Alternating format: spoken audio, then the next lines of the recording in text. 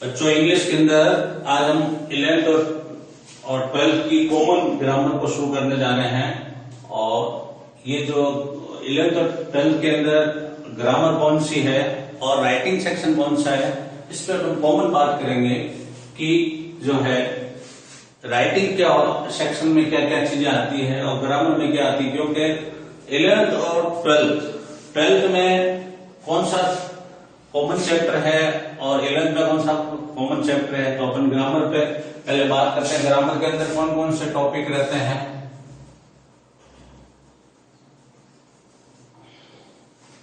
एक होता है राइटिंग, ये ग्रामर का ही एक पार्ट है राइटिंग। एक होता है कंपोजिशन, यानी ये इसी में शामिल होता है। और ये आता है बुक्स, कंप्रेंशन, पैसेज वर्क। तो ग्रामर इंग्लिश के अंदर ही टॉपिक अलग अलग डिवाइड किए हुए। जैसे ग्रामर का टॉपिक है जिसमें आप 11th में पढ़ के आए या 11th में आपके टेंस है, ठीक है, पैसिव वॉइस है, डायरेक्ट इनडायरेक्ट है, मॉडल्स है, क्लॉज है। ये 10th में भी थे और मॉडल है आपके 11th में भी है। और ये कॉमन चैप्टर है जो हर क्लास में आप पढ़ते आ रहे हैं। ऐसी वॉइस हमेशा रहती हैं और टेंस भी है, ये कॉमन है। टेंस तो 9th में भी है, 10th में भी है, 11th में भी है। और 12th में जाकर के ये पार्ट जो है ओनली ग्रामर का ये पार्ट अलग हो जाता है, ये नहीं आकर के फिर राइटिंग आ जाता है। और राइटिंग में कौन कौन से चैप्टर आते हैं वो अपन इस पर बात करते हैं कि राइटिंग का कौन सा भाग जो है इसके अंदर है। तो राइटिंग के अंदर आता है एक तो जैसे लेटर, यही ग्रामर से बनने के बाद जो राइटिंग सेक्शन आता है, यानी अपने को ग्रामर आएगी तभी राइटिंग आएगा। तो इसके लिए अपने को अब अगर आप कोई लेटर लिखना चाहते हो तो इसके लिए आपको ये ग्रामर यानी टेंस आना जरूरी है, पैसिव वॉइस आना जरूरी है, डायरेक्ट इनडायरेक्ट आना चाहिए, मॉडल आना चाहिए, क्लॉज आना चाहिए, और जो है एटसेट्रा, इससे रिलेटेड बहुत सारी ग्रामर है वो अपने को आनी चाहिए। तो लेटर है, ठीक है, एप्लीकेशन है, ये राइटिंग का भाग है। इसको राइटिंग सेक्शन में बोलते हैं, ये राइटिंग में है। और ऐसे ही जो है लेटर आ गया, एप्लीकेशन आ गया, पैराग्राफ आ गया।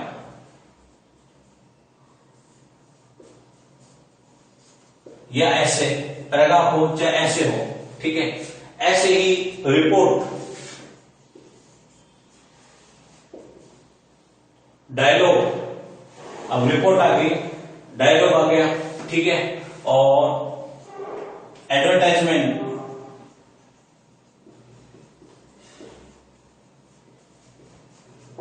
नोटिस,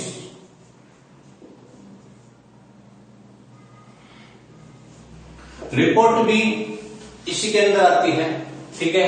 अब लेटर के अंदर बहुत सारे लेटर आते हैं, लेटर टू एडिटर, ठीक है, कंप्लेन लेटर, एप्लीकेशन, ठीक है, जो है फॉर्मल लेटर, इनफॉर्मल लेटर।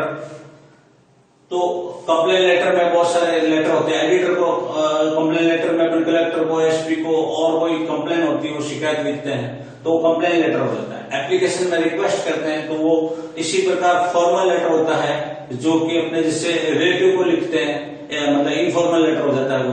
और फॉर्मल लेटर होता है जो जस्ट एप्लीकेशन के पैटर्न पर लिखा जाता है। तो ये राइटिंग का सेक्शन होता है। ये 12th क्लास में 7 मार्क्स का होता है। टोटल राइटिंग सेक्शन तो 12th में 25 मार्क्स का है, ठीक है। तो ये आगे आपको काम आएगा। ये टोटल इसके अंदर बहुत सारे पार्ट आते हैं 12th के सिलेबस पे बात करो तो। और 11th में ये इतना ही कम से कम 30 मार्क्स का राइटिंग सेक्शन है और 12th में 25 मार्क्स का है। तो ये राइटिंग सेक्शन में लेटर आ गया, एप्लीकेशन आ गया। अब लेटर भी बहुत सारे प्रकार के हैं, 6-7 प्रकार के लेटर है। कंप्लेंट आ गया, एडिटर आ गया, और जो है वो जॉब लेटर आ गया, ठीक है। और जॉब लेटर के अंदर भी जो है बहुत सारे वो बायोडेटा, करिकुलम वगैरह के लेटर आते हैं उसके अंदर। तो वो भी जो है इसी के अंदर आता है लेटर एप्लीकेशन के पार्ट में। इसके बाद आता है पैराग्राफ और ऐसे यानी निबंध।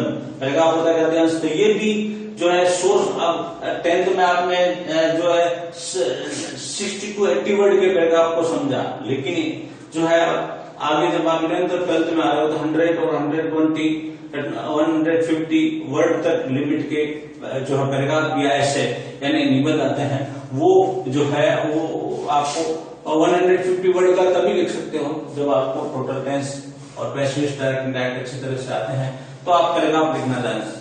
तो इसके लिए अपने को पैराग्राफ को सही समझना आना चाहिए, और पैराग्राफ की लाइन को कैसे एक्सप्लेन करते हैं, सेंटेंस कैसे लिखते हैं, इस पर अपन डिस्कशन करेंगे। अब रिपोर्ट है, ठीक है, और रिपोर्ट के साथ साथ इसमें आता है आर्टिकल, ये इसी के अंदर ऑप्शन में आता है।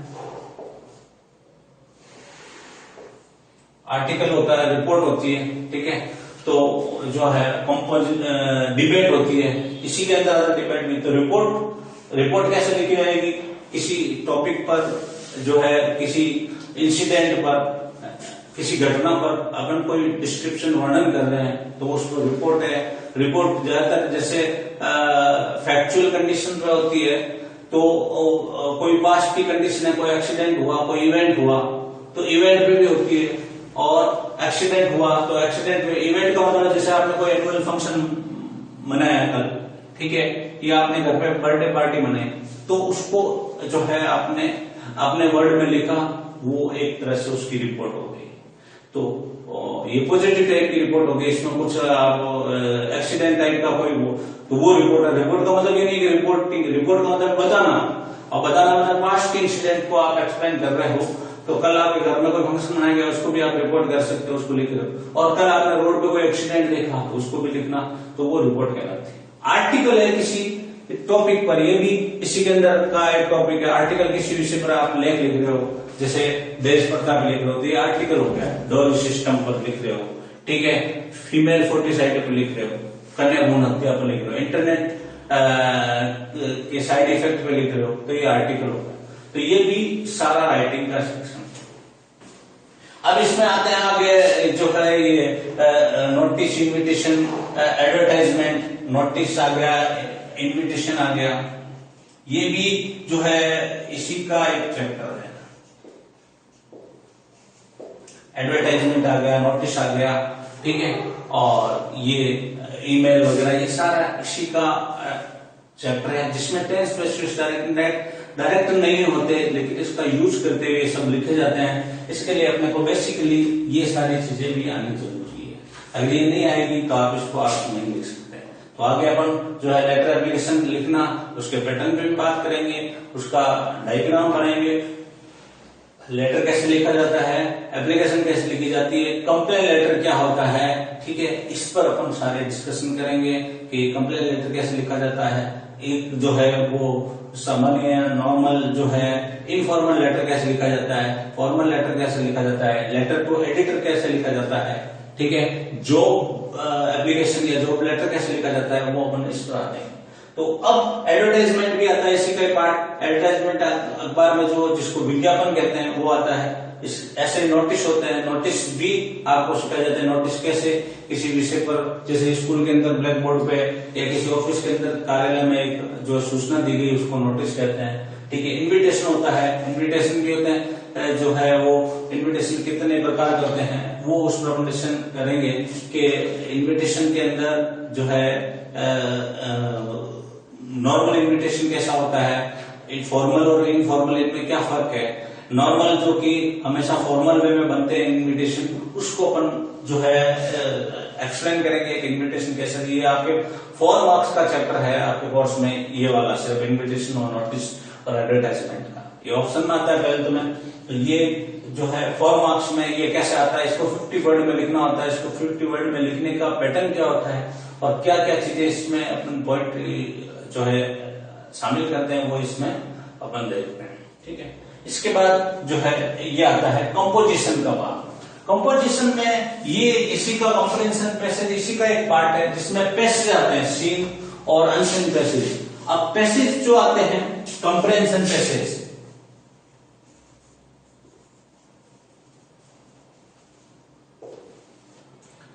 तो इसके अंदर पैसेज आते हैं, सीन पैसेज,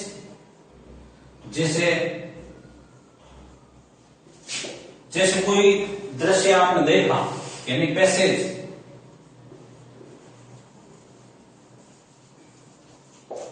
एक तो सीन होता है, एक अनसीन होता है।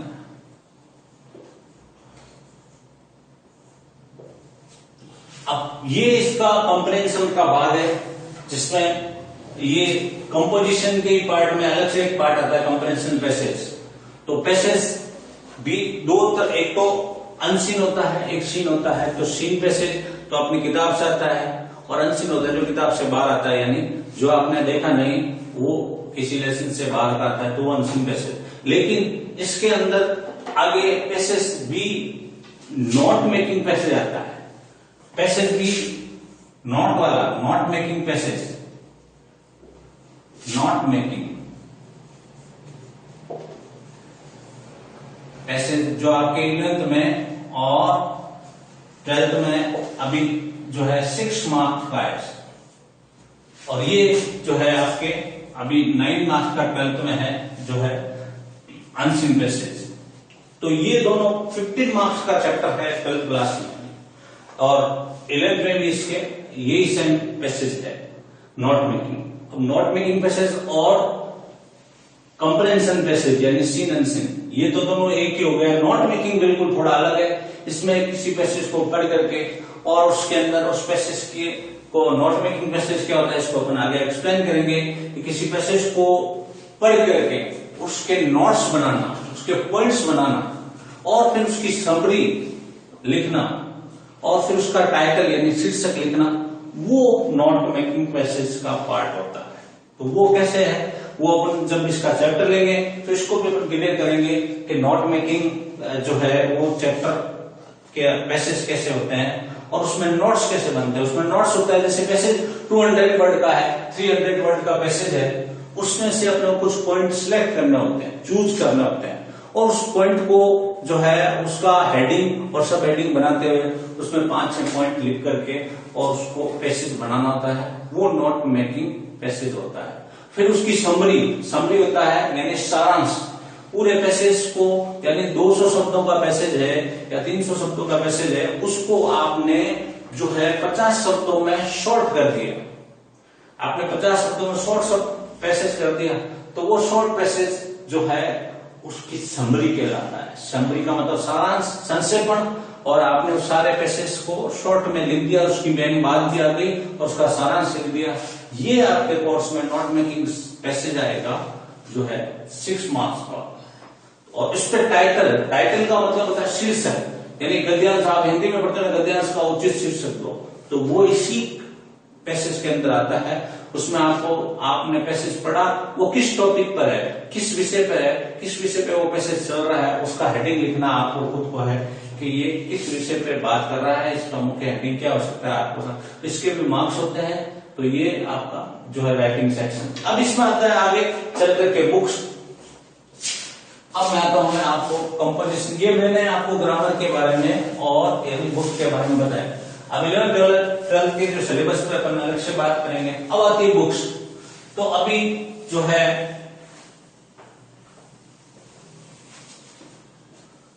12th क्लास में जो बुक्स होती है उसके भी क्वेश्चन आते हैं, जिसको नोटबुक कहते हैं। ये भी एक बड़ा पार्ट है अभी 12th में। ये जो है आप 12th के सिलेबस पे जाते हो तो ये 40 मार्क्स की बुक का एक पार्ट है, और इसमें ये कंपोजिशन जिसमें पैसेज वाला भाग है, ये 15 नंबर का है, और ये 25 नंबर का राइटिंग सेक्शन है। 25 और 15 40 और 40 80 नंबर का टोटल रिटर्न पेपर होता है। 20 नंबर सेशनल मार्क्स होते हैं 12th क्लास की। तो ये स्टोरी, और 11th में ग्रामर इसमें अलग से हो जाता है। ये राइटिंग सेक्शन और कंपोजिशन में थोड़ा 5-5 नंबर कम करके और ग्रामर बन जाती है। तो अपन पहले इसी पर बात कर लेते हैं, फिर अपन इसी टेंस वाले चैप्टर पे आएंगे। तो बुक्स जो है वो भी आपके टोटल जो सिलेबस जितने मार्क्स का पेपर होता है उसके आधे भाग का कोर्स बुक का होता है। तो जो बुक कम से कम 2 बुक होती है सप्लीमेंट्री, एक तो मेन कोर्स बुक होती है, एक सप्लीमेंट्री कोर्स बुक होती है।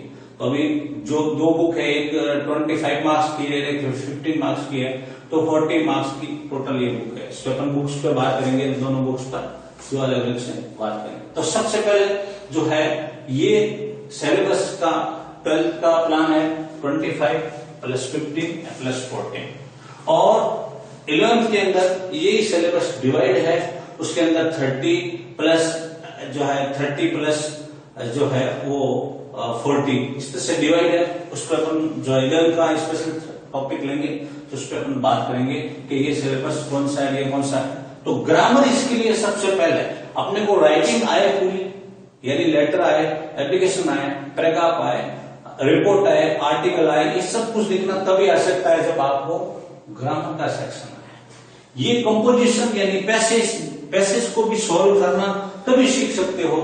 पैसेज आपको तभी आ सकता है जब आपको मीनिंग आए, किसी पैसेज को के क्वेश्चन को समझना आए, अंडरस्टैंड करना है, पैसेज सॉल्व कैसे करते हैं, पैसेज को करने का सही तरीका क्या है वो आए तो आपको, और उसके लिए आपको थोड़ा टेंस और बेसिक नॉलेज ग्रामर की जो होती है उसका पता होना जरूरी है। तो ये भी उसका मेन पार्ट है। ऐसे ही जो है बुक्स, अगर अपन बुक्स पढ़ेंगे तो उसमें भी आपकी मीनिंग पावर जितनी स्ट्रांग होगी, जितनी मीनिंग पावर स्ट्रांग होगी, उतना ही बुक्स को समझने में, एक्सप्लेन करने में आपको बेनिफिट होगा। तो अपने को सबसे पहले अपन यहाँ पर जो है इसी को बेसिक लाइटली ग्रामर लेंगे और अपन 10th से स्टार्ट कर देंगे, क्योंकि आप जो है 10th पढ़ चुके हो तो 11th और 12th में नॉर्मल ग्रामर को अपन ले लेंगे, क्योंकि आप 10th को थोड़ा जानते हो तो इसको बेसिकली लेंगे। और फिर अपन राइटिंग सेक्शन पर ज्यादा फोर्स देंगे, क्योंकि ये आपके कोर्स का मेन राइटिंग सेक्शन है। ठीक है, राइटिंग सेक्शन का मतलब लेटर, एप्लीकेशन, पैराग्राफ वगैरह। तो थोड़ा सा अपन 10th पर डिस्कशन करने के बाद ये वाला चैप्टर शुरू करेंगे। अब तो मैंने आपको बता दिया कि इंग्लिश का जो सिलेबस होता है वो 4 भागों में हमेशा डिवाइड मिलता है, और मेनली कुछ क्लासेस में 3 भागों में बटा होता है। 12th में ये 3 भागों में बटा हुआ है और 10th में 4 भागों में बटा देता है। तो कैसे, जैसे ग्रामर का सेक्शन अलग हो गया, राइटिंग का अलग हो गया, कंपोजिशन का यानी कंप्रेंशन पैसेज का अलग हो गया, ठीक है, कंप्रेंशन पैसेज अलग हो गया और बुक्स अलग हो गई। 10th का सिलेबस ऐसे 4 भागों में बटा होता है, और 11th और 12th वो 3 भागों में बटा होता है। 11th में भी ग्रामर शामिल है, तो ग्रामर उसी 10th बेस पे है, लेकिन 12th में ये वाला सेक्शन नहीं है, उसमें राइटिंग है और जो कंप्रेंशन पैसेज है, जो कंपोजिशन में इसी का ही पार्ट है, और बुक्स ये अलग है, यानी पैसेज है और ये बुक्स है। तो इस पर अपन जो है कमांड डिस्कशन करेंगे।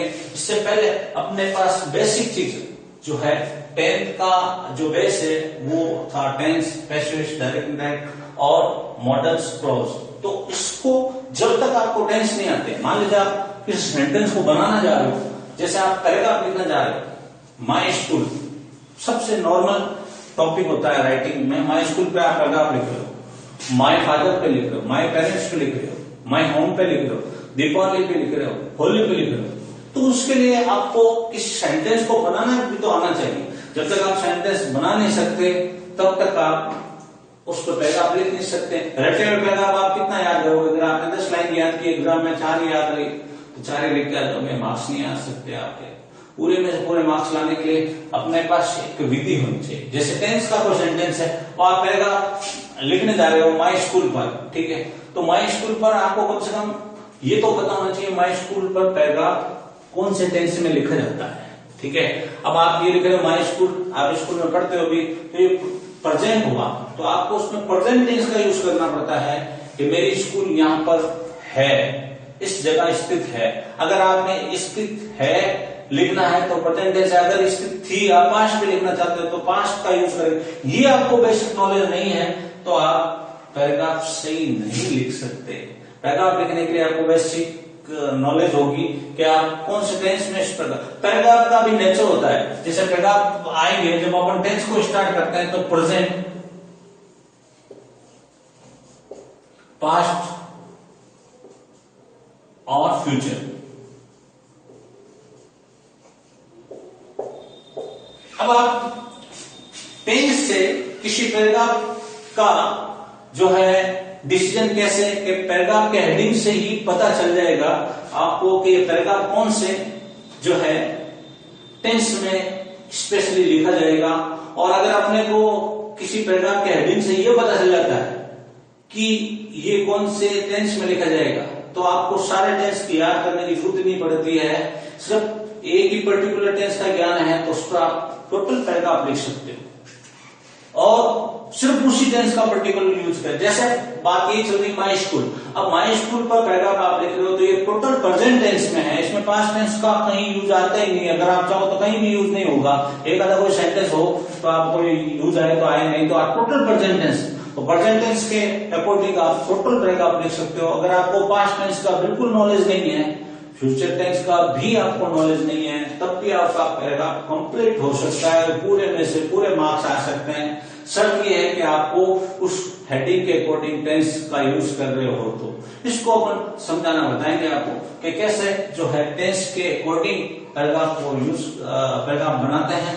और अब जैसे अपन माई स्कूल को छोड़ करके अगर आप एन एक्सीडेंट पे लिख रहे हो, एक दुर्घटना पर, तो इसमें प्रेजेंट टेंस का यूज आता है नहीं। ज्यादातर 99% ये पैराग्राफ पास्ट टेंस पर होगा, अब प्रेजेंट नहीं आकर के पास्ट पे होगा।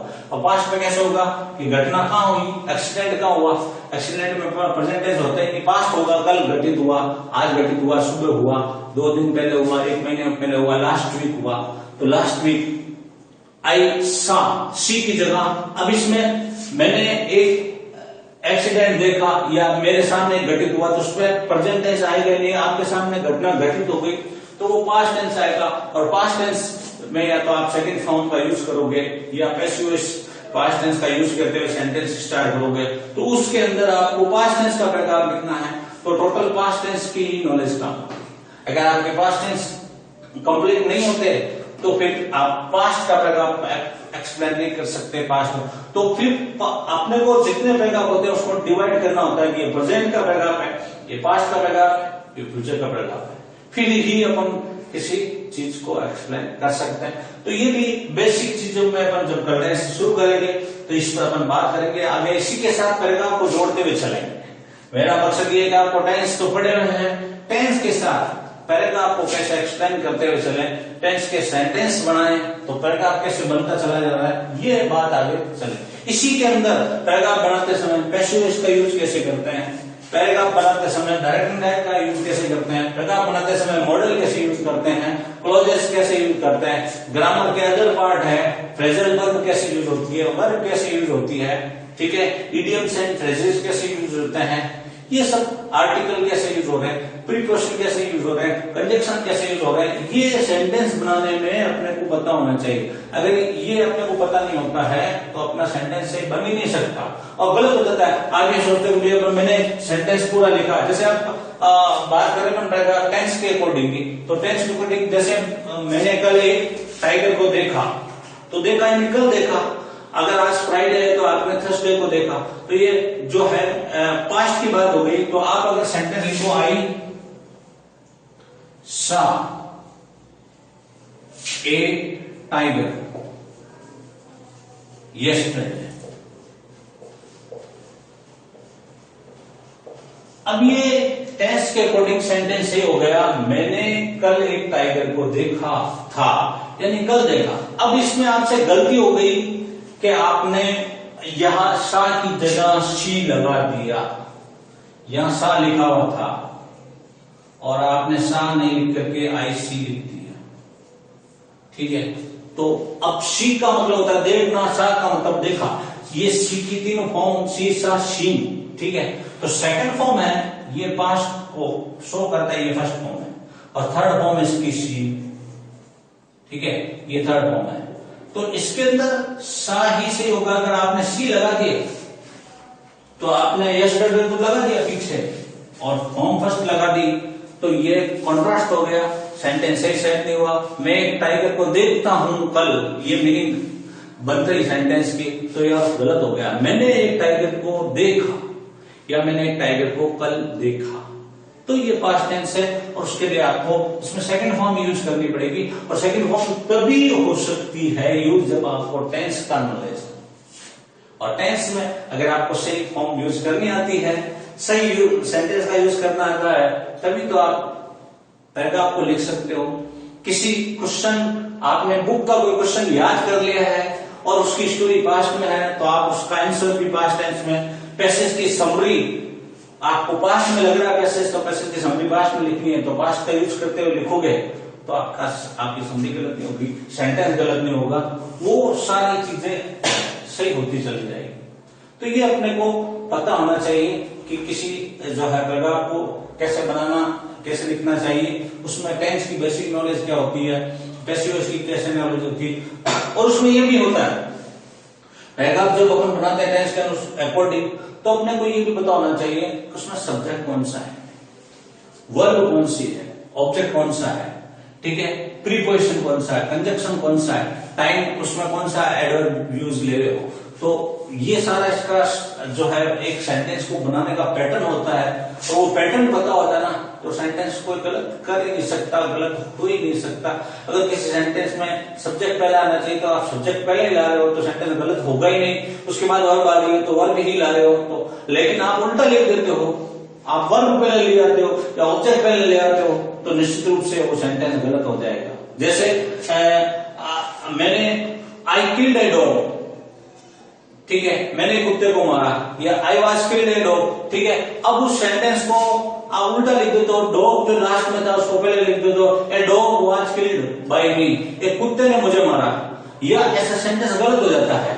या एक कुत्ते ने मुझे काटा और उसकी जगह एक मैंने एक कुत्ते को काटा, ये बन जाएगा सेंटेंस। और क्यों बन जाएगा? क्योंकि आई, अगर आई को पहले लाना है और आई को आप बाद में ले आए तो सेंटेंस का मीनिंग गलत चला जाएगा, और ये सारी चीजें से सेंटेंस गलत हो सकता है, उसका मीनिंग। इस पर हम कल बात करेंगे कि कैसे एक सेंटेंस बनता है। टेंस को बेसिक से स्टार्ट करेंगे, बेसिक्स को भी स्टार्ट करेंगे, और ये सारी चीजें आपको जो है इसके अंदर एक्सप्लेन करने में मदद मिलेगी, ठीक है। और इसमें आप ये भी चीजें देखें कि आपने 10th में जो टेंस पढ़े थे उससे आपकी बेसिक कितनी, 11th में आप उस टेंस का यूज नहीं करके टेंस से लेटर कैसे बनता है, पैराग्राफ कैसे बनता है, रिपोर्ट कैसे बनती है, ईमेल कैसे बनता है, पैसेज कैसे सोल्व होता है, प्रश्न उत्तर कैसे सोल्व होते हैं, वो चीजें इससे अपने को काम में लेंगी। ये नहीं कि अपने को टेंस आते हैं टेंस नहीं पढ़ने, अगर टेंस इसका आधार है, यानी अपने को फर्स्ट स्टोरी के बाद सेकंड स्टोरी बिल्डिंग बनानी है तो आपको फर्स्ट स्टोरी बनी भी होनी चाहिए, यानी पहली मंजिल होगी तभी दूसरी बनेगी, फिर तीसरी बनेगी। अगर आप तीसरी मंजिल पहले बनाना चाहते हो तो ये इम्पॉसिबल है, इसलिए अपने को बेसिक ग्रामर, ये नहीं कहता टोटल यही पढ़ो, क्योंकि इसको पढ़ने के लिए थोड़ा सा इसका जो है अपने को बेसिक नॉलेज होना चाहिए, और ये बेसिक नॉलेज है तो अपन जो है इसको समझ सकते हैं। समझ गए? बाकी बात अपन कल करेंगे।